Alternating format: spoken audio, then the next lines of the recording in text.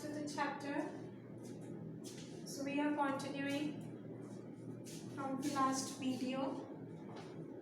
In the last video, what we did, we talked about the two types of cells, that is prokaryotic and eukaryotic cells, and we further talked about the cell theory, okay, and some facts about cell. Now we come to basically structure of cell. As you know, the cell has three main parts. That is your plasma membrane. That's your cell here. Okay, that is the outermost membrane. Is your plasma membrane. Fine. And you have a dense nucleus at the center, and it is filled with a liquid which is called cytoplasm.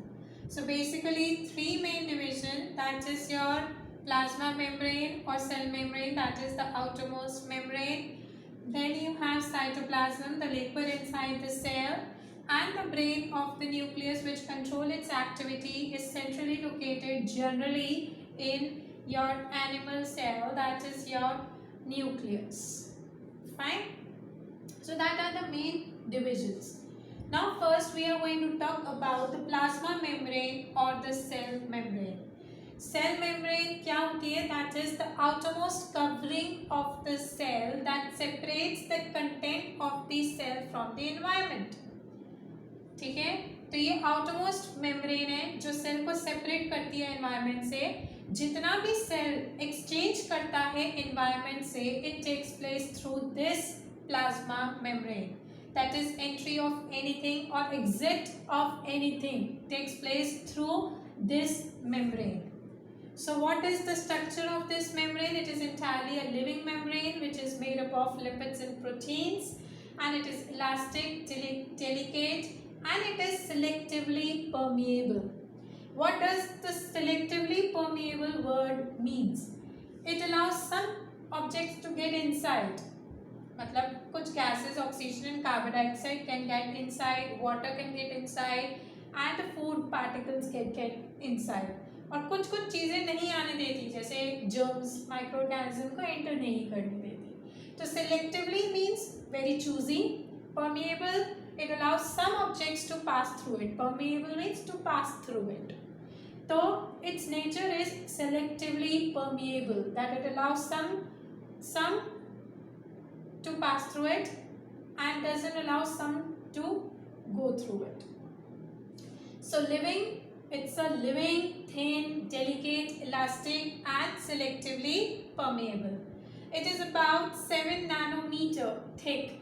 Now 1 nanometer is 10 raised to the power minus 9 meters. And obviously it is made up of lipids, are the fat molecules, and proteins, as you are aware. So it is made up of lipids and proteins. So what is basically the function? What it is, permit the entry and exit of some materials which takes place. ठीक है, जो permit करती है, कोई कुछ चीज़ों को आने देती है, कुछ चीज़ों को जाने देती है, और वो किस प्रोसेस से होता है? दो प्रोसेसेस होते हैं, that is diffusion and osmosis. What is diffusion? Diffusion can occur in any state of matter. It can occur in solid, liquid and gas. Diffusion is what? Movement of particles from the region of high concentration to low. For example, if the cell is in the environment, in the direct contact in the environment, what happens? Oxygen up in the atmosphere is more and in the cell is less. ठीक है, if this is the cell, बाहर क्या है? Air के अंदर oxygen क्या है? मोर, it's more. ठीक है, and inside the body is going to be less. So what is going to happen? The oxygen is going to enter the cell body. It is going to move from high concentration to low concentration inside the body. This is how basically the cell respires. The exchange of gases takes place through diffusion only. Similarly, oxygen gets in, oxygen अंदर गया, food का breakdown हुआ, carbon dioxide gas release हुई. अब cell के अंदर carbon dioxide dioxide oxygen less होता है, carbon dioxide comparative to the atmosphere is more. तो कार्बन डाइऑक्साइड अंदर सेल के ज्यादा है, ठीक है, so it comes out, it comes out to the environment through the process of diffusion again. तो जब कार्बन डाइऑक्साइड की कंसंट्रेशन सेल के अंदर क्या होती है, ज्यादा होती है और एनवायरमेंट में कम होती है, तो carbon dioxide molecules move out of the cell. So this exchange of gases of carbon dioxide and oxygen, it entirely takes place through the process of diffusion. So diffusion, the exchange of gases with the environment in which the cell is in the direct contact with the environment. So it can exchange the gas through the diffusion process.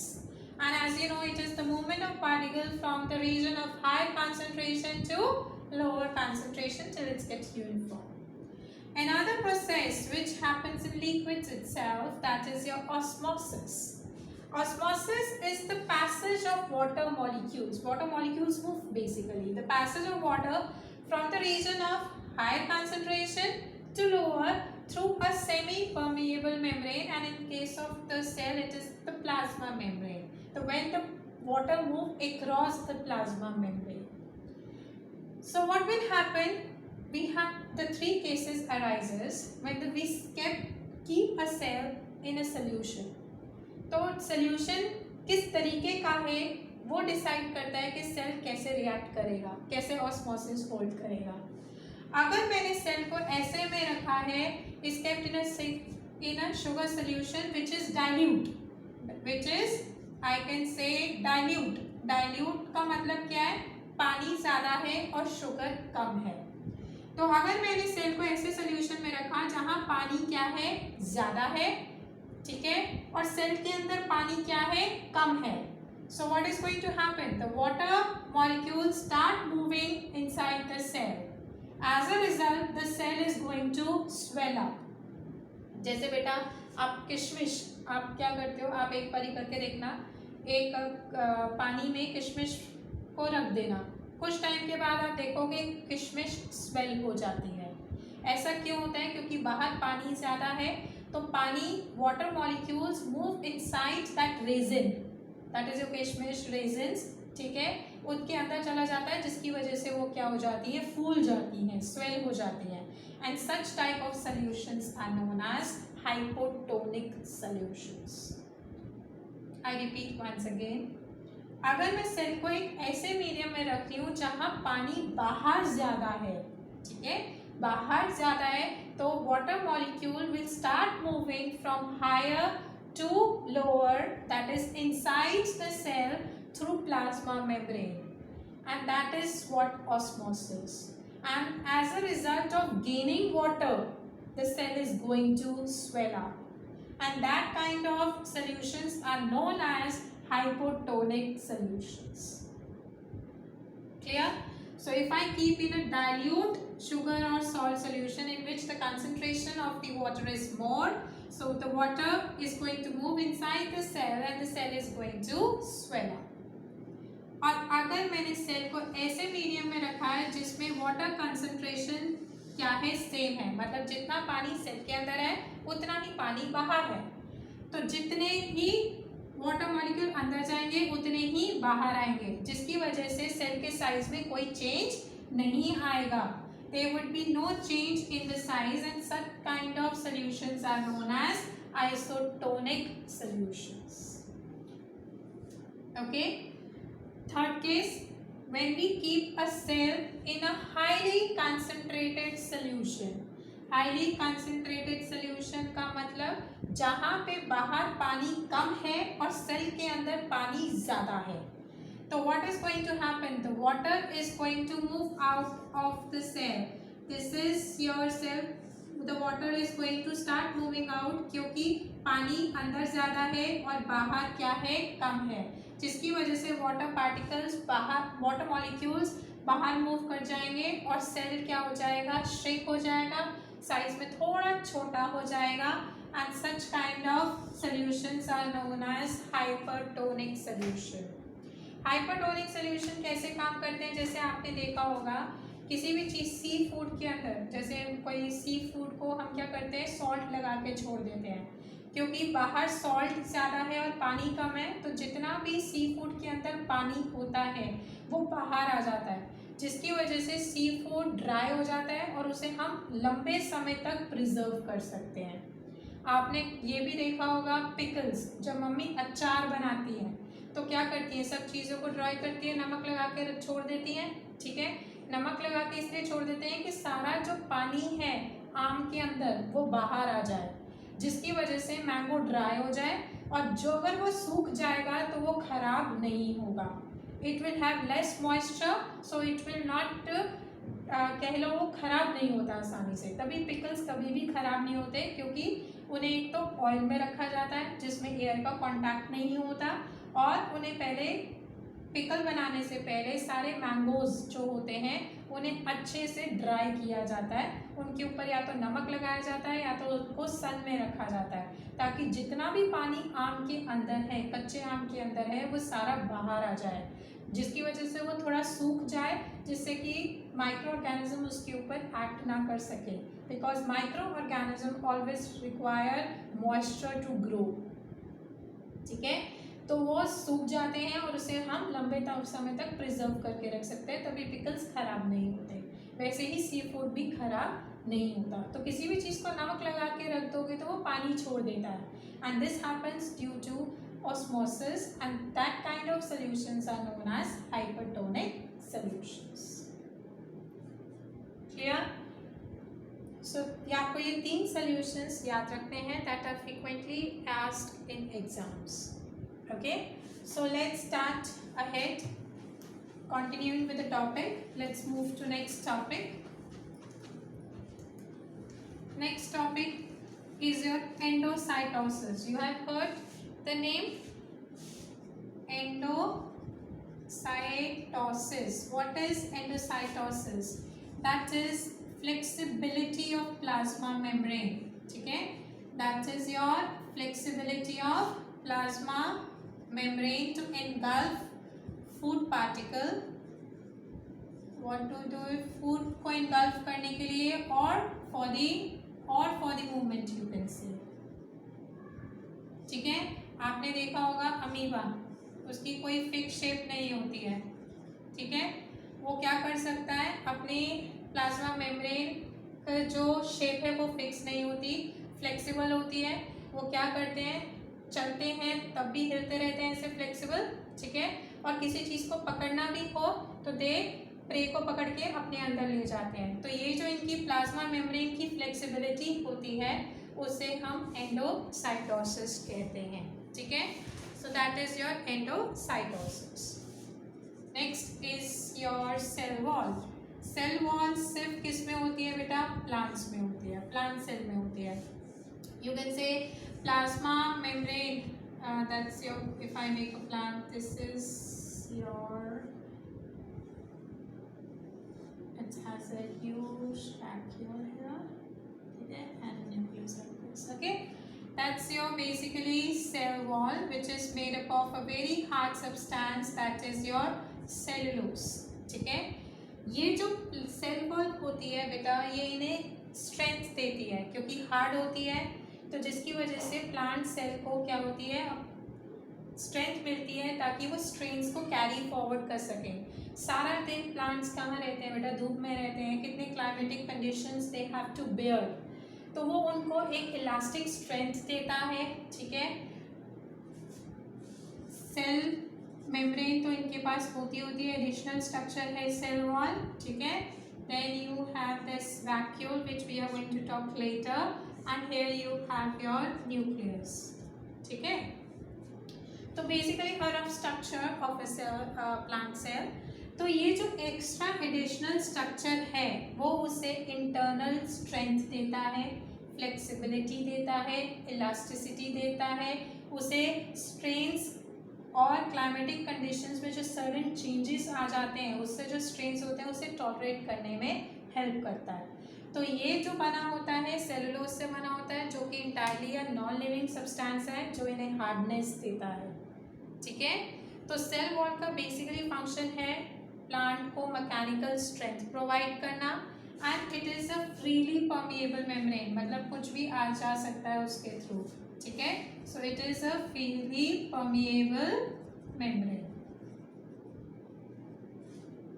ठीक है जी।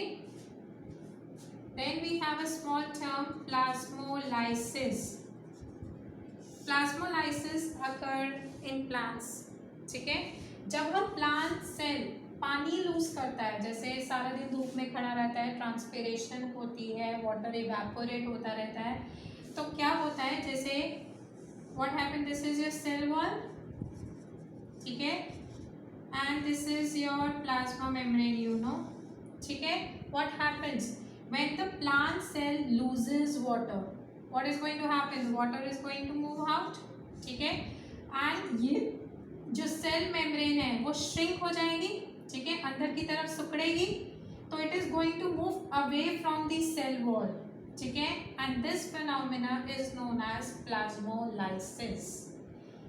आई repeat, whenever we keep a plant cell in a medium in which the water concentration is less, so plant cell is going to lose water, so it is going to lose water and the inside cell membrane is going to shrink, so it is going to stretch inwards, ठीक है, and this stretching inwards of the cell membrane away from the cell wall is known as plasmolysis. That is known as plasmolysis. Okay, so this is all about your cell membrane. Now let's talk about the brain of the cell. That's your nucleus. Nucleus को brain of the cell कहते हैं। As you know, सारी जो cell की activities होती हैं वो कौन कंट्रोल करता है, न्यूक्लियस करता है।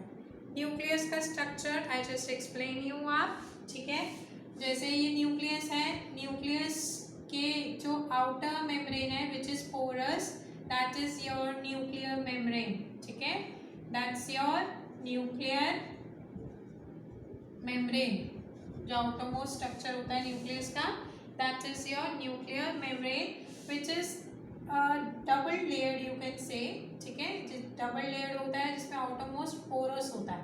पोरस इसलिए कि जितना भी सेल से एक्सचेंज उसने करना है वो इन पोर्स के थ्रू आ जा सकती हैं चीज़ें न्यूक्लियस के अंदर, और न्यूक्लियस के अंदर आ भी सकती हैं और न्यूक्लियस के बाहर जा भी सकती हैं। तो ये थोड़े थोड़े पोरस टाइप्स आउटर मेम्ब्रेन होती है, pores, having pores over it, ठीक है, and you have a liquid inside it which is called nucleoplasm, ठीक है, it has a liquid inside it which is called nucleoplasm, and there is a in the nucleoplasm there is you can say a dense material at the middle which contains RNAs and DNA, ठीक है, that is nucleolus, that is you can say nucleolus, it is a dense material inside the nucleus which contains RNA, ठीक है, RNA क्या होता है, ribonucleic acid, जो कि cell के लिए प्रोटीन्स बनाता है। यहाँ इसके सरफेस पे राइबोसोम्स अटैच्ड होते हैं जो प्लांट के लिए क्या बनाते हैं, मतलब जो सेल के लिए सॉरी प्रोटीन्स बनाते हैं, ठीक है, that's your nucleolus. Then here also you have a chromosome, 3 chromosomes like structure, ठीक है, इसी के सेंटर में मतलब जहाँ न्यूक्लियोलस है वहाँ पे डेंस मटेरियल है जिसमें आरएनए भी होगा और वहाँ पे डीएनए भी होता है, that is deoxy ribonucleic acid, जो कि किस में होता है, क्रोमोसोम्स में। तो क्रोमोसोम्स का स्ट्रक्चर ऐसे होता है बेटा, thread like structures, it's like this thin thread like structure, ठीक है, जिसमें सेंटर पार्ट को नॉलेज के लिए बता रही हूँ सेंट्रोमेयर कहते हैं, ठीक है, और इन्हें क्या बोलते हैं, क्रोमैटिड्स बोलते हैं, ठीक है। तो ये किससे बने होते हैं, जीन्स से बने होते हैं, और जीन्स के अंदर क्या होता है, डीएनए मॉलिक्यूल होता है जो कि सिमिलर कैरेक्टरिस्टिक कैरी करता है फ्रॉम जनरेशन टू जनरेशन। तो जितने भी हमारे सिमिलर कैरेक्टरिस्टिक्स होते हैं पेरेंट्स से, that is because of DNA. So it carries all the necessary information required for the next generation. Clear? So you have first of all nuclear membrane, that is the outer membrane of the nucleus. So it is a double layered and it is porous, so that the things can easily go on into the cytoplasm and can be taken in also. Okay.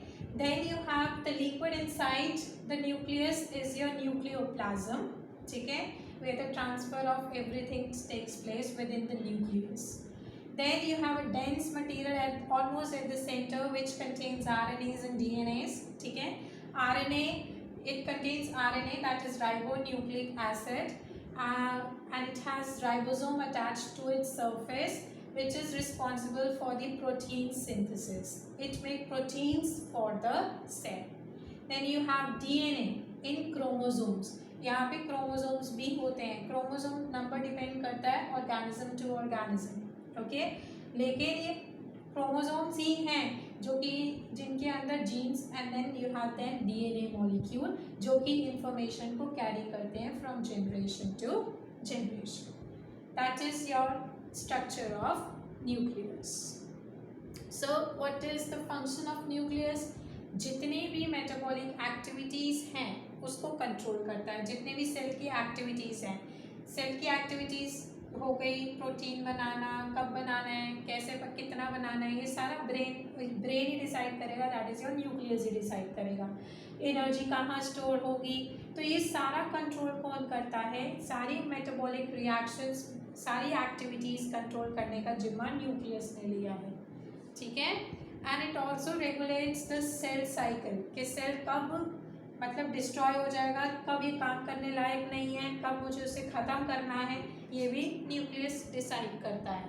और जितने भी again due to the presence of DNA जितनी भी आपकी information carry होती है वो generation to generation, that because of nucleus.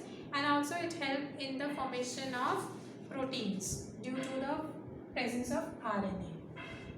Okay, then we have cytoplasm. Cytoplasm क्या है? You can say it's a liquid between your plasma membrane and the nucleus. That's your cytoplasm. तो cytoplasm का main role तो transportation है, एक cell organelle से दूसरी cell organelle तक ट्रांसपोर्ट करना. ठीक है, जितनी भी चीज़ें इधर से उधर सेल में जाती हैं, that is due to cytoplasm. तो cytoplasm basically lipids and protein से बना हुआ है. इसका जैसे हमारा ब्लड है बॉडी के अंदर, वो एक जगह से दूसरी चीज़ को कैरी करके लेके जाता है, ट्रांसपोर्ट करता है, वैसे ही साइटोप्लाज्म सेल के अंदर वो काम करता है. एक जगह से दूसरी जगह चीज़ों को लेके जाना. ठीक है, स्टोर करना, ग्लूकोज को स्टोर भी करता है. ठीक है, और साइटोप्लाज्म हमेशा मूवमेंट में होता है. जितने भी सेल मूव कर सकता है क्योंकि उसका साइटोप्लाज्म मूव कर सकता है. ठीक है, तो दैट्स इट. साइटोप्लाज्म के बारे में आई थिंक सो इतना डिटेल आपके सिलेबस में है नहीं है, बस आपको उसके फंक्शंस और नेचर पता होना चाहिए. Okay, so that are basically the three main parts of the cell. So first we have talked about plasma membrane, then we talked about the structure of nucleus, then we have talked about cytoplasm. So these are the three main regions in which the cell has been divided. So I am sending you the notes, please copy it up. If you have any doubts, please ask. Thank you.